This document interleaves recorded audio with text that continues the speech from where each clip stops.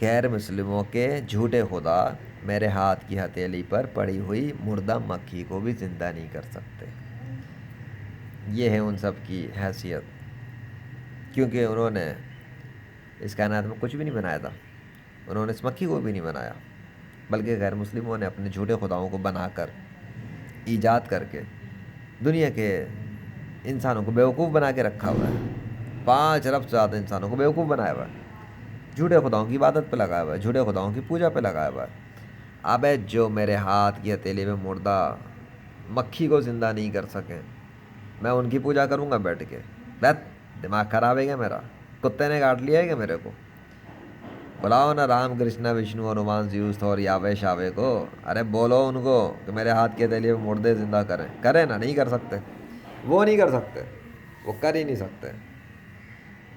ارے ان کو چھوڑو، ان کا کوئی پیروکار بھی کوشش کرے تب بھی نہیں کر سکتے، کیونکہ جو بھی پیروکار اپنے معبود کو پکارے گا اللہ کے مقابلے پہ تو اس کا مردہ زندہ نہیں ہوگا، کیونکہ مردوں کو زندہ کرنے والا خدا تو اللہ ہے، اور اس نے میرے ہاتھ پہ بہت دفعہ مردے زندہ کر دیے ہیں۔ اب تو کھیل ہی ختم ہو گیا ہے۔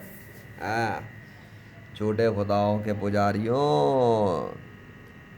مری ہوئی مکھی زندہ کر کے دکھاؤ۔ ہاں، اسی طرح اللہ کافروں کو ذلیل و رسوا کرتا ہے لیجنڈ کے ہاتھوں، بلکہ لیجنڈ کے چھوڑو، مکھی کے ہاتھوں، مچھر کے ہاتھوں، اور انہیں دکھاتا ان کی اوقات۔ ابے تم مرے ہوئے مچھر کو زندہ کر نہیں سکتے، تم چلے ہو لیبارٹریوں میں تجربے کرنے کے مردہ انسانوں کو زندہ کرو گے؟